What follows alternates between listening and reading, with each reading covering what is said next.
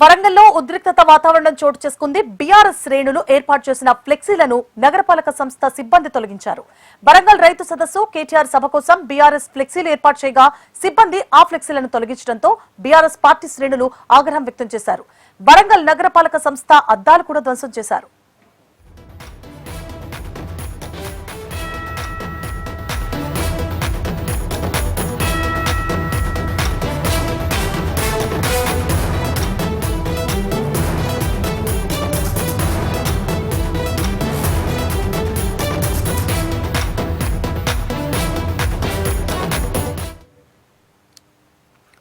వరంగల్లో ఉద్రిక్తత వాతావరణం చోటు చేసుకుంది. బీఆర్ఎస్ శ్రేణులు ఏర్పాటు చేసిన ఫ్లెక్సీలను నగరపాలక సంస్థ సిబ్బంది తొలగించారు.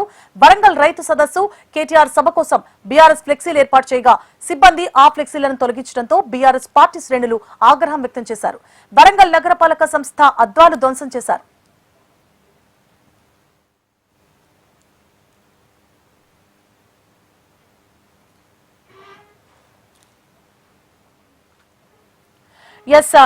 వరంగల్లో ఉద్రిక్త వాతావరణం చోటు చేసుకుంది. బీఆర్ఎస్ వర్గాలకి మధ్య ఉద్రిక్త వాతావరణం నెలకొన్నట్లుగా తెలుస్తోంది. ఇదే అంశానికి సంబంధించి పూర్తి డీటెయిల్స్ ని మా ప్రతినిధి నరేందర్ అందిస్తారు. నరేందర్, సువర్ణ, ఎప్పుడైతే బీఆర్ఎస్ పార్టీ రైతు సంగ్రామ సదస్సు పెట్టాలని చెప్పేసి ఈ హంటర్ రోడ్ లోని గ్రీన్వుడ్ స్కూల్ పక్కన గ్రౌండ్ లో నిర్వహిస్తున్నారు. అయితే ఏదైతే డిక్లరేషన్ పేరు మీద 2022 May 6 నాడు రాహుల్ గాంధీని తీసుకొచ్చి వరంగల్లో రైతు డిక్లరేషన్ చేశారు.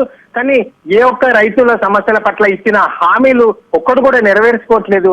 అయితే అదే డేట్ నాడు May 6 నాడు ఇవాళ రైతు సదస్సు పెట్టి రాష్ట్ర ఏర్పాటు చేసే ప్రయత్నం చేసింది. ఈ సదస్సులో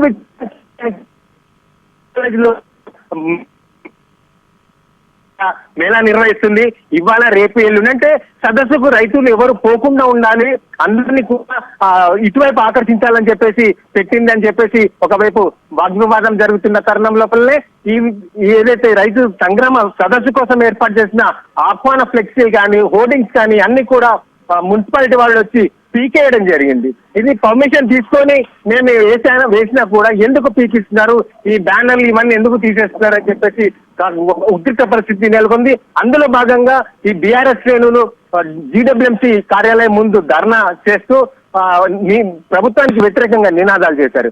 మాకు ఎక్కడ కూడా ఆటంకం కలిగిస్తూ మాకు ఇబ్బంది పెడుతున్నారని చెప్పేసి అక్కడ ధర్నా చేస్తున్న ప్రయత్నం లోపలనే కొంతమంది నాయకులు లోనికి చుచ్చుకెళ్లి ఆ అద్దాలను ధ్వంసం చేయడం, ఫర్నిచర్ ని ధ్వంసం చేసే ప్రయత్నం చేశారు. ఒక్కసారిగా ఆ ప్రయత్నం అనేది ఉద్రిక్త పరిస్థితికి నెలకొంది.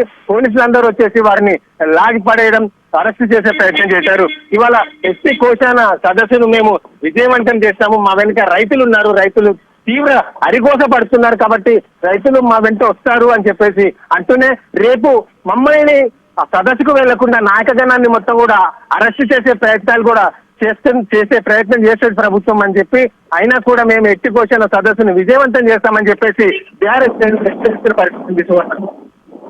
Right, thank you for the updates Narender.